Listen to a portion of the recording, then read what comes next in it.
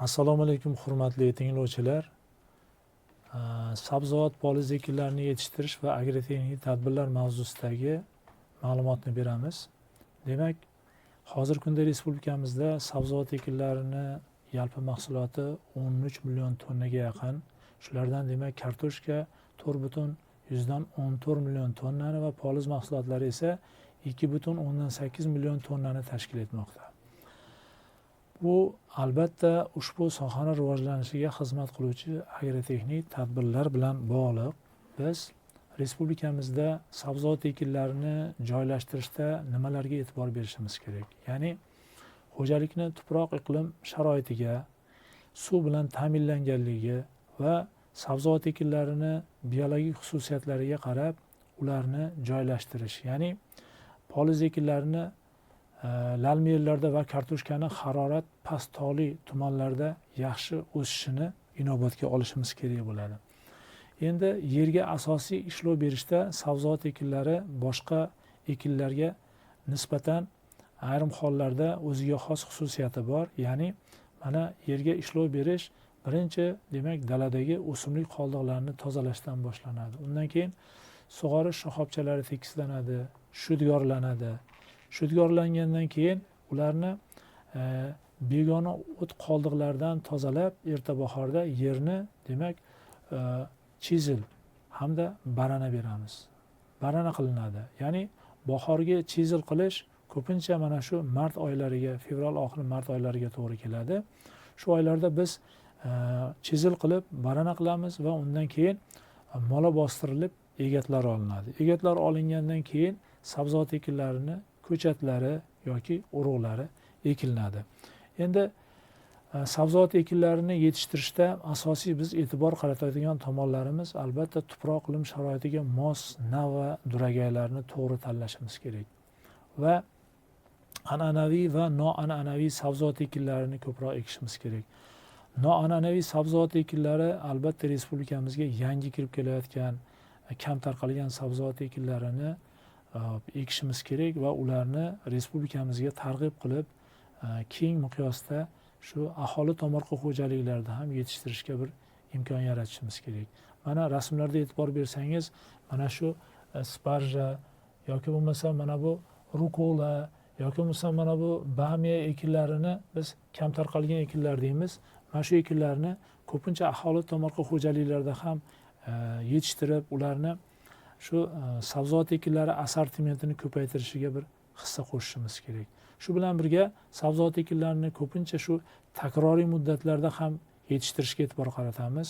Ko'pincha biz g'alla maydonlaridan bo'shagan yerlarga takroriy ekinlarni ekamiz. Takroriy ekinlarda pomidor, mana bodring, kartoshka yoki bo'lmasam karom yoki bo'lmasam ayrim paytlarda mana piyozni ko'chatidan takroriy muddatda ko'chat qilib ekish imkoniyatimiz ham bo'ladi.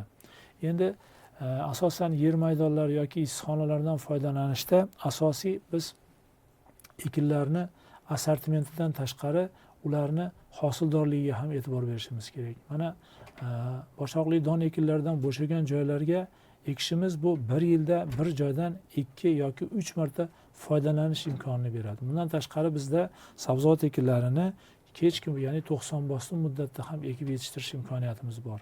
O'zbekistonda kuchli sho'rlangan joylar bo'ladigan bo'lsa, u yerlarga ko'pincha biz tuproqsiz ya'ni gidroponika usuldagi issiqxonalarni qurishni va mana shu gidroponik issiqxonalarda sabzavot ekinlarini yetishtirib eksport yoki aholi tomorqa xo'jaliklarida yetishtirib shu aholini talabini, iste'molchilar talabini qondirish imkoniyatimiz bo'ladi.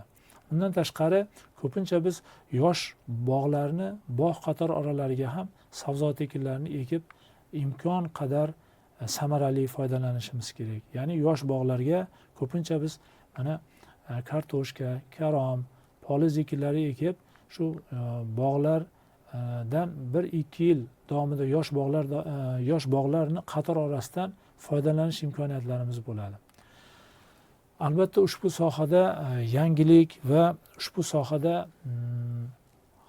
hosildorlikni oshirish, mahsulot sifatini oshirishga qaratilgan yangi texnologiyalarni biz qo'llashimiz hozirgi kun talabi. Ya'ni hozirgi kunda sabzavot ekinlarini virussiz in vitro usulda yetishtirish, ko'chatlarini o'stirish yoki bo'lmasa mana juda ko'p sabzavot ekinlarini payvandlab o'stirish yoki bo'lmasam juda ko'p sabzavotlarni yangi navlarini yaratishda shu gen injeneriyadan foydalanish, seleksiyani noodatiy usullarini qo'llagan holda yangi navlarni yaratish bo'yicha ilmiy tadqiqot ishlari olib borilyapti.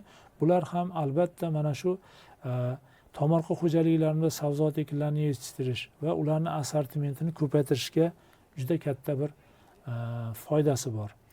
Shu bilan birga sabzavot ekinlarini ekish muddatlariga biz e'tibor berishimiz kerak. Sabzavot ekinlarini yetishtirishda muddatni to'g'ri belgilash bu mahsulotni sifati, mahsulotni narxi va hosilni oshishiga juda katta ta'siri bor. Mana e'tibor berib qarasangiz, slaydimizda shu sabzavot ekinlarini 5 ta ekish muddati bor. Demak, birinchisi erta bahorda bu fevral oxiri mart oylarida, ikkinchisi bahorda ya'ni aprel-may oyida, uchinchisi yozgi muddat iyun-iyul oylarida ekish hisoblanadi. To'rtinchisi bu kuzgi muddat, ya'ni avgust-sentyabr oylarida ekamiz. Oxirgisi qish oldi yoki 90 bosdi muddat deymiz. Bu noyabr oxiri, dekabr oyini boshlari hisoblanadi.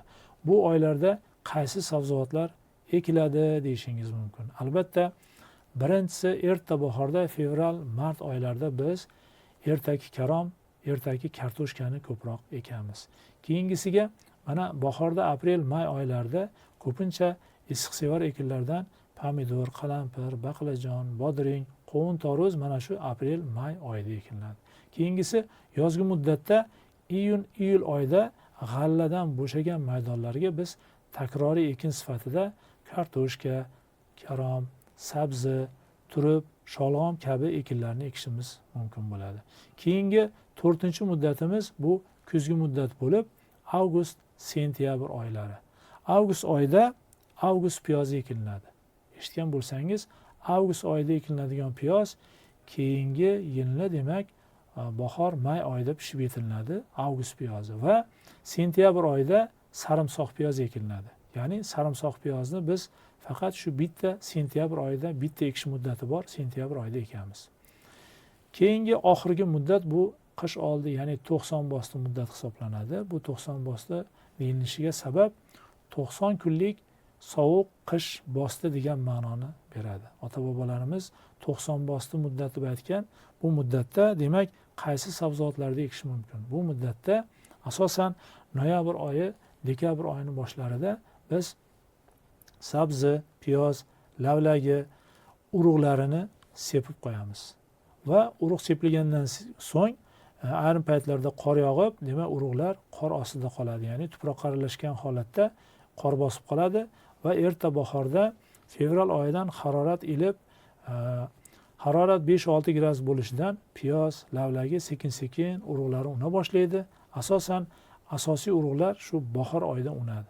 90 kunlik qish qor ostida urug'lar o'smagan holda turishi mumkin. Ayrim hollarda shu qish issiq keladigan bo'lsa, yanvar, fevral oylarida bu 90 bosdi sabzavotlarimiz unib qolishi mumkin, unishi ham mumkin va bu ekinlar nisbatan erta bahorgi ekinlarga nisbatan ertaroq chiqish imkoniyati bor. Shuning uchun ham ko'pchilik 90 bosdi sabzavotlarni ekib, erta muddatda mana masalan ko'kat sabzavotlarini ham 90 bosdi qilib ekish mumkin. Ayrimlar mana janubiy viloyatlarimizda karomni 90 bosdi qilib ekib, eng ertaki karom yetishtirishda shu muddatdan foydalanishadi.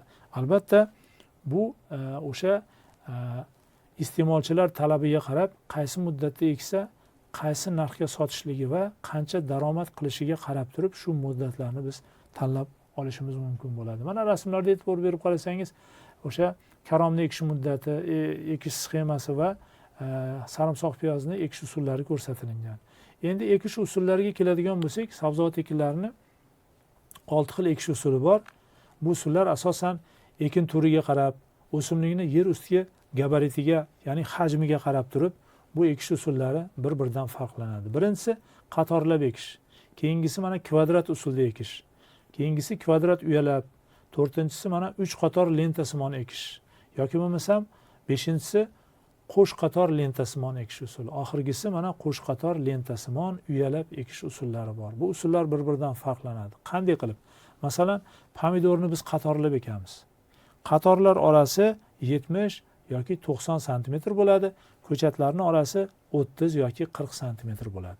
Bu qatorlab ekish hisoblanadi. Qatorlab ekishda kartoshka, karom, qalampir, baqlajon ekinlarini qatorlab ekishimiz mumkin bo'ladi. Keyingisi mana kvadrat degani o'z nomi bilan aytib turibdi. Demak 70 ga 70 yoki 60 ga 60 yoki 180 ga 180 qilib kartoshkani, tarvuzni yoki bo'lmasam ayrim boshqa sabzavotlarni kvadrat usulida ham ekish mumkin bo'ladi. Endi 3 qator lentasimon ekish usuli bu piyoz, sabzi, turib, sholg'om yoki mana sarimsoq piyozni mana rasmda ham ko'rinib turibdi. Demak, o'sha 3 qator qilib ekilgani mana. Lentalar orasi 15 sm dan va mana qatorning orasi 40-50 sm qilib, ko'chatlarning orasi 10-12 sm qilib ekish usuli shu 3 qator lentasimon ekish usuli hisoblanadi. Bundan tashqari mana qo'sh qator lentasimon ekish usuli. Qo'sh qator deganda biz poliz ekinlarini, qovun, tarvuz, qovoq, bodring, mana shu ekinlarimizni biz qo'sh qator lentasimon ekish usulida ekamiz. Ya'ni qatorlar orasi 70, lentalar orasi keng, ya'ni pushtani orasi 140, 210, 280, 350 bo'lib, ekin turiga qarab ortib boraveradi. Bodring uchun 140 sm bo'ladigan bo'lsa, qovoq uchun 3,5 metr, ya'ni 350 sm gacha mana shu pushtalarning kengligi kengayib boraveradi.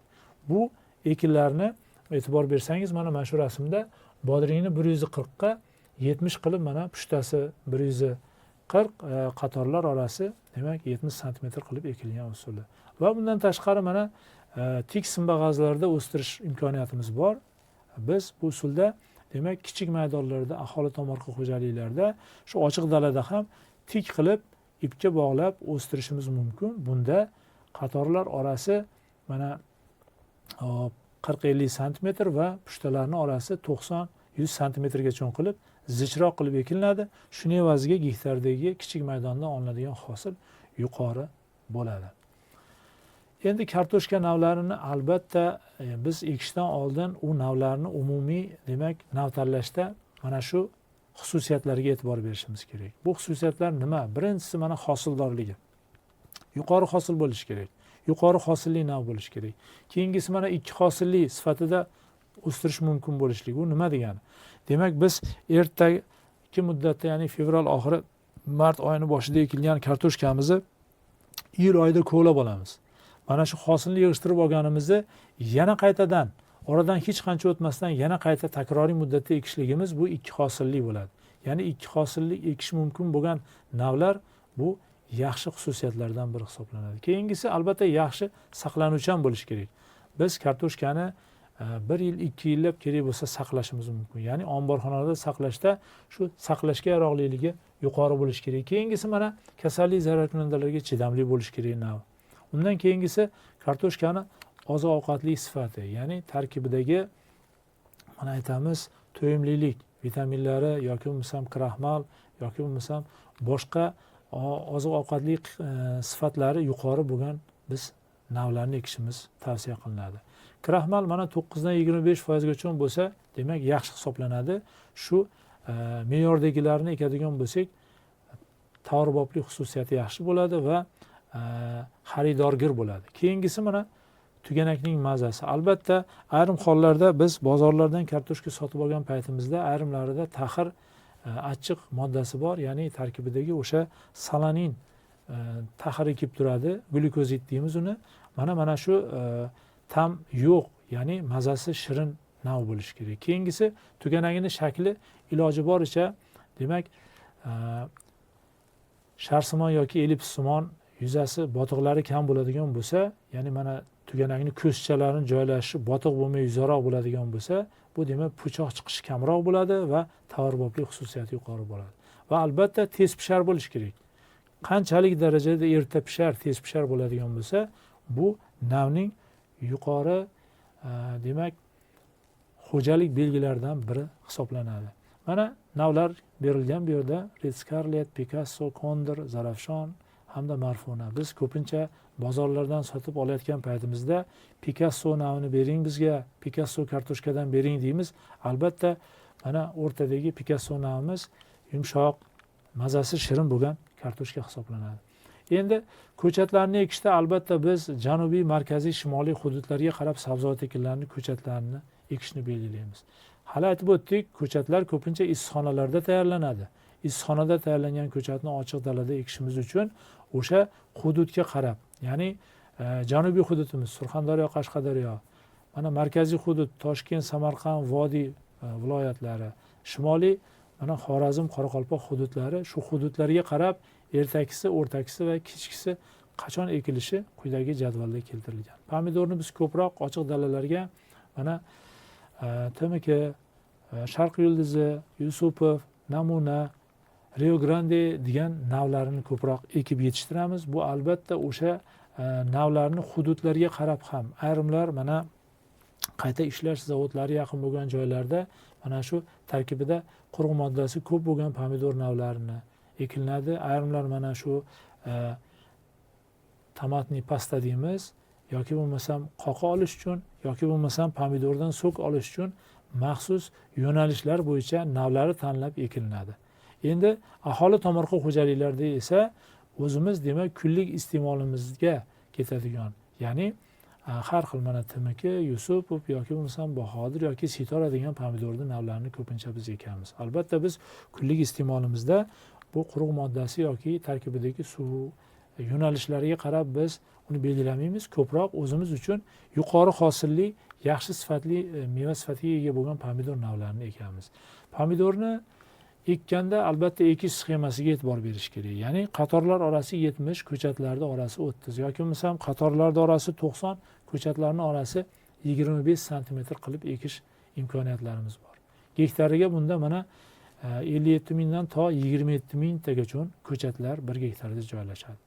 Ko'pincha biz ko'chatlarni qo'lda ekamiz, lekin kelajakda biz shu kichik tomorqa xo'jaliklarda ham, katta maydonlarda ham pomidorni ko'chatini iloji boricha ko'chat ekuvchi selkalarga moslashtirishimiz kerak. Sababi qo'l kuchini kamaytirishga qaratilgan texnologiyalarni biz joriy qilishimiz kerak bo'ladi. Mana quyidagi rasmda o'sha pomidor ko'chatlarini ekayotgan traktor hamda moslama bu yerda ko'rsatilgan. Pomidorni albatta sizoq suvlari chuqur bo'lgan joylarda biz gektariga 500-700 metr kubdan bir marta sug'orishimizga suv sarflanadi. E'tibor bering, bir o'suv davrida 14-16 marta demak sug'orish mumkin. Shu sabzavot ekinlarining ko'pi suvga talabchanligi yuqori. Keyingi bizni vazifamiz albatta yildan yilga suv tanqisi bo'lib boryapti. Mana shu suv tanqisligini e'tiborga olgan holda sabzavot ekinlarini iloji boricha sug'orishni resurs tejamkor texnologiyasini qo'llash, kam sug'orib yuqori hosil olish va suvni iqtisod qilishga qaratilgan texnologiyalarni yo'lga qo'yishimiz, tatbiq qilishimiz kerak bo'ladi. Endi albatta keyingi ekin mana karom turlari deydigan bo'lsak, karomni juda ko'p turlari bor. Bulardan mana birinchisi ko'rinib turibdi, mana kichkina Bryussel karomi, ko'lrabi karomi, qizil karom, gul karom, savoy karomi va oddiy oq bosh karom. Bu karomlarni ko'pini biz erta bahorda ekamiz. Ayrimlari bilan ichida kam tarqalgan deymiz. Mana bu Bryussel karomi. Bryussel karomi bilan, mana shu Bryussel karomi bilan mana bu ko'lrabi karomi nisbatan O'zbekistonda kam tarqalgan karom turlari hisoblanadi. Albatta bular ham hozir sekin-sekin respublikamizda ekilmoqda. Asosiy bizda oqbosh karom va gul karom ko'proq yetishtiriladi. Bodring va sabzavot qo'shimchalarini oladigan bo'lsak, albatta respublikamizda ochiq dalalarda hozirgi kunda O'zbekiston 740, Ranni 645, Marg'ilon, Navro'z, Omad, Talaba degan navlarimiz ekib yetishtirilyapti. Bundan tashqari yildan yilga chet eldan kelgan juda ham ko'p duragaylar tomorqalarimizda va dalalarimizda ekib o'stirilyapti. Kabachkini biz ko'pincha mana bitta navni ekamiz, Gretskiy 110 degan asosiy demak bizning respublikamizda keng tarqalgan navi va Patissonni oq 13 degan navi bor. Ko'pincha mana shu bitta navi ko'proq respublikamizda ekilinadi. Hozirgi kunda yangi duragaylari ham bor. Endi biz umumiy holatda bu yerda ko'proq ekilinadigan navlarni keltirganmiz. Albatta, bodringni ham urug'ini ekishdan oldin dorilab, ivitib ekish tavsiya qilinadi. Mana e'tibor berib qarasangiz, dorilangan urug'lar rangi mana ko'rinib turibdi va mana dorilanmagan urug'lar ko'rinib turibdi. Albatta, dorilangan urug'lar unutchanlik yuqori bo'ladi, kasallik zarar kunandalarga qisman chidamli bo'ladi va o'simlikni o'sib rivojlanishi erta unganligi uchun ertaroq bo'ladi. Shuning uchun biz urug'larni dorilangan holda, ivitilingan holda ekishni tavsiya etamiz va ularni ekishda, sug'orishda, demak, resurs tejamkor texnologiyalarni qo'llashni tavsiya qilamiz. Bodringda ko'proq ikkita kasallik uchraydi. Ulardan bittasi o'ng-shudring kasalligi, ikkinchisi fuzarioz so'lish kasalligi. Ochiq dalada juda ko'p holatlarda shu palaklarni oq bo'lib ketganini ko'rishimiz mumkin. Ya'ni oq palak deyiladi yoki dehqonlar sho'r tushibdi deydi. O'zi aslida u o'ng-shudring kasalligi bo'lib, ushbu o'ng-shudring kasalligini biz ertaroq profilaktik choralarni ko'rishimiz kerak. Ya'ni ochiq dalalarda mana shu o'ng-shudring sporalarini yaqinlashmaslik uchun biz ko'pincha oltin gurgutli preparatlardan foydalanamiz yoki oltin gurgutni o'zini kukunini mana shu oftob tushadigan joylarga pushtasiga har 5 metrga bir qoshiqdan, ya'ni 10 grammdan qo'yib qo'yadigan bo'lsak, quyosh nuri tushgan paytida shu oltin gurgut gazi chiqib turadi. Shu hid, shu gaz mana shu o'ng-shudring sporalarini iloji boricha yaqinlashtirmaslikka harakat qiladi va bundan tashqari ISO yoki bo'lmasam oltin gurgutni ohak bilan qaynatmasini shu ishlatsak bo'ladi bunga qarshi, yoki bo'lmasam topaz stil degan preparatlarni shu o'ng-shudring kasalligi agar ko'payib ketadigan bo'lsa qarshi kurash sifatida ishlatishimiz mumkin. Endi fuzarioz so'lish kasalligi bu yerda tuproqda ko'proq uchraydi yoki urug' bilan birga keladi. Shu tuproqni almashlab ekish, agrotexnik tadbirlarni to'g'ri yo'lga qo'yish, chuqur haydash yoki bo'lmasam yerni dam oltirish va yerni haydashdan oldin dezinfeksiya qilib, har xil preparatlarda, demak, dezinfeksiya qilish hisobiga bu kasallikni oldini olishimiz mumkin bo'ladi. Mana endi keyingi sabzavot ekinlaridan ko'p respublikamizda piyoz ekilinadi. Piyozni yetishtirishda biz ko'pincha urug'dan ekamiz va ayrim holatlarda mana yangi texnologiya ko'chatidan ham ekilinyapti. Urug'dan ekilganda ham, ko'chatidan ekilganda ham o'ziga xos afzalliklari hamda kamchiliklari bor. Piyozni biz ko'pincha qo'lda o'toq qilamiz, ya'ni begona o'tdan tozalash uchun qo'lda tozalaymiz. Mana shu piyozni qator oralarga ishlov berish, chopiq qilish va boshqa agrotexnik tadbirlarni iloji boricha qo'l kuchini kamaytirishga qaratilgan texnologiyalarga biz urg'u berishimiz kerak bo'ladi. Shuning uchun biz piyozni ko'chatidan agar ekadigan bo'lsak, ancha shu qo'l kuchi, ya'ni o'toq qilish uchun, begona o'tni tozalash uchun ketadigan mehnat sarfimiz kamayadi va hosil sifati yaxshi bo'lishligi, piyozni tovarbob hosili va iste'molchilar talabiga mos sifatli mahsulot olish imkoniyati yaratiladi. Piyozni biz 2 marta yagona qilamiz. Ya'ni agar urug'idan sepib o'stiradigan bo'lsak, 2 marta yagona qilamiz. 3-4 marta begona o'tdan tozalaymiz. Piyoz ham nisbatan suv ko'p talab qiladi.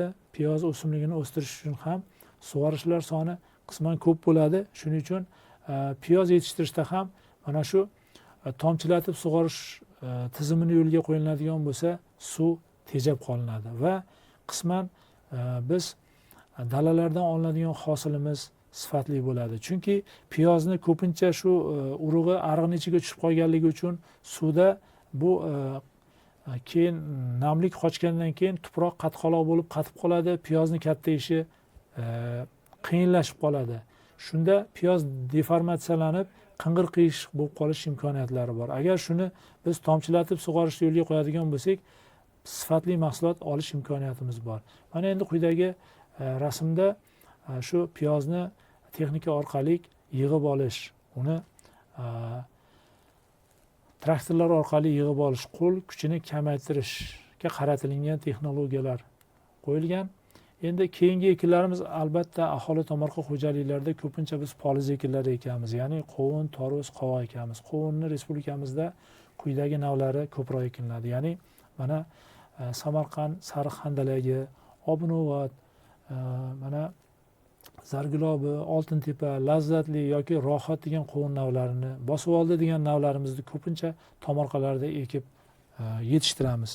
Va tarvuzdan albatta tarvuzni hozirgi kunda juda ko'p chet el duragaylari, mana Dolby, Crimson Sweet, Crispy degan duragaylar, bundan tashqari mana O'rinboy, Olmos yoki bo'lmasam O'zbekiston yoki bo'lmasam mana Miramirniy, Dilnoz, Qo'ziboy 30, Hayit qora kabi navlari respublikamizda ekib yetishtiriladi. Ushbu navlarni yetishtirishda albatta tavsiya etilgan agrotexnik tadbirlarga e'tibor qilishimiz kerak. Aholi tomorqa xo'jaliklarida daraxt, bog' qator oralariga poliz ekinlarini ekish tavsiya qilmaydi. Asosan adirlik bo'lgan, qirlik bo'lgan, shamol yaxshi aylanadigan joylarda poliz ekinlarini eksak yaxshi natija olamiz. Shuning uchun ayrim holatlarda shu tomorqalari keng bo'lgan, katta maydonlarga ega bo'lgan aholi tomorqalarida ham poliz ekinlarini yetishtirib, bemalol eksport yoki o'z talabini qondirish imkoniyatlari mavjud bo'ladi. Hurmatli tinglovchilar, savollar bo'lsa, takliflar bo'lsa, quyidagi telefonlarga murojaat qilishingiz mumkin. E'tiboringiz uchun rahmat.